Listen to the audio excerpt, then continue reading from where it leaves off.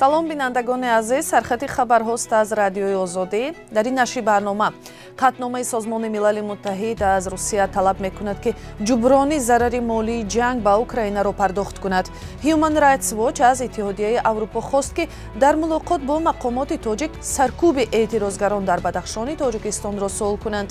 Саида Мирзиёева, духтари президенти Узбекистон, бо як қарори падараш масъули шӯъбаи иттилооти дастгоҳи президент таъин шуд ва хабарҳои дигар. дар остонаи ҷаласаи вазирони корҳои хориҷии Осиёи Марказӣ ва Иттиҳоди Аврупо, Созмони дидбони ҳуқуқи башар ё Human Rights Watch аз раҳбарони Аврупо хост ки аз ҳукуматҳои минтақа тақозо кунанд ки дар робита ба саркӯбҳои эътирозгарон дар кишварҳои минтақа шаффофият ва ҷавобгарӣ нишон диҳанд. Human Rights Watch дар рисороти 15 ноябр гуфт, дар ҷаласаи шаҳри Самарқанд ки 17 ва 18 ноябр мегузарад, Жозеп Борел, раҳбари сиёсати хориҷии Иттиҳоди Аврупо, бояд мавзӯи саркӯби эътирозгарон дар Қазоқистон, Тоҷикистон ва Узбекистон ва низои мусаллаҳона дар марзи Тоҷикистону Қирғизистонро матраҳ кунад. Дар рисороти ҳомиёни ҳуқуқ аз саркӯби эътирозгарон дар Бадахшон дар моҳи май ёд шудааст ки онро мақомот амалиёти зидди террористӣ номида, ба қавли онҳо даъватҳо ба таҳқиқи қонуншиканиҳо дар ин минтақаро нодида гирифтанд. дар муноқишаи марзии Қирғизистону Тоҷикистон дар моҳи сентябр ки кор то истифодаи мушакҳои град ва дронҳои байрақтар расид, ба навиштаи Human Rights Watch, на Қирғизистон ва на Тоҷикистон масъулияти аъмоли худро дар баробари талафот дар миёни сокинони мулкӣ таҳқиқ накарданд. раҳбари Толибон Ҳайбатулло Охунзода ба додрасои афғон амр додааст ки барои баъзе ҷиноятҳо ҳукми сангсор ва ё буридани даст صادر کنند. تلویزیون BBC روز 14 فوریه از قبل سخنگوی طالبان ذبیح‌الله مجاهد نوشته است که این جزاها برای راهزنی، گروگانگیری و فتنه تعیین شود. طالبان در عهد گذشته‌شان یعنی سالهای 1990 برای این گونه جزاها از جمله قتل انسان در مظهر عام تنقید می‌شدند. ذبیح‌الله مجاهد در توییتر نوشت که امر تعیین چنین جزاها در ملاقات ملا آخوندزاده با دادرسای افغانستان داده شده است. Тоҷикистон ва чанд кишвари дигари собиқи шӯравӣ аз райдиҳӣ барои қабули қатномаи Созмони Милали Муттаҳид дар бораи товон пардохтани Русия ба Украина худдорӣ карданд. дар миёни кишварҳое ки аз дастгирии қабули қатномаи Созмони Милали Муттаҳид дар бораи товони молии ҷанг худдорӣ варзидаанд, инчунин Арманистон, Қазоқистон, Қирғизистон ва Узбекистон ҳастанд ки шарикони наздики Русия мебошанд.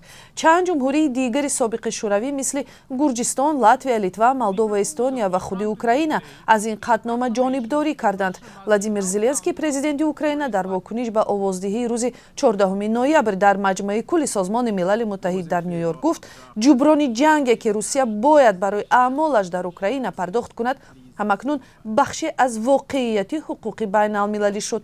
дар матни қатномае ки мегӯяд Русия барои вайрон кардани ҳуқуқи байналмилалӣ масъулият дорад, гуфта мешавад ки ин кишвар бояд ҳама хисороти ҳуқуқии аъмоли ғайриқонунии худро аз рӯи қонунҳои байналмилалӣ, аз ҷумла ҷуброни молие ки ин амалаш дар пай доштааст, ба дӯш бигирад.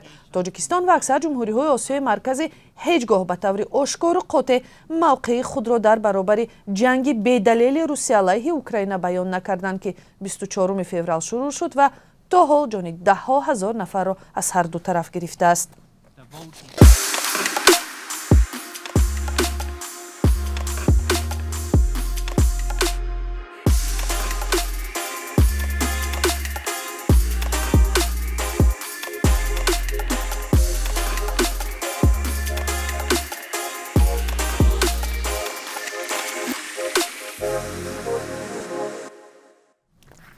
дар як маҳаллаи ноҳияи Мақтар, Али Қазоқистон, бештар аз 500 оилаи тоҷик зиндагӣ мекунад. онҳо мегӯянд, аз ин маҳалла ҷавонон аслан ба муҳоҷирати корӣ намераванд.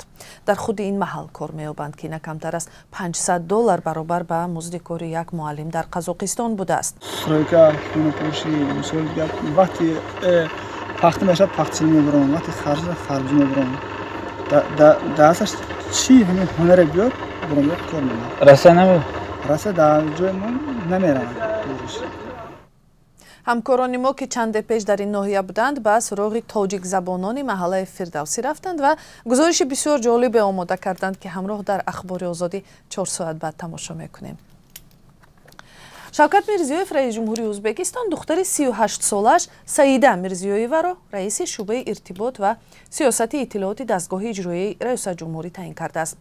Дар қарори президент ки 14 ноябр содир ва дар Телеграм нашр шудааст омадааст, Мирзиёева ҳамакнун ҷараёни ислоҳот дар бахши иҷтимоӣ, фарҳанг ва маорифро назорат мекунад.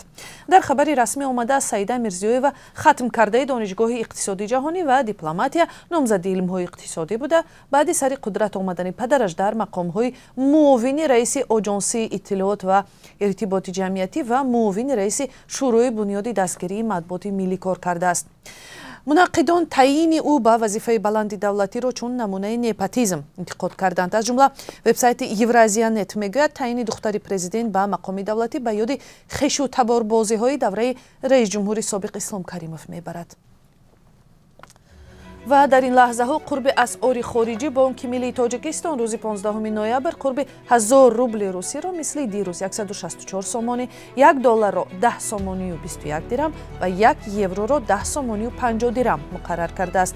Дар бонкҳои тиҷоратӣ қурб метавонад дигар бошад. Ин буд сархати хабарҳои соат то ин лаҳза. 4 соат баъд дар ахбори озодиро мехӯрем.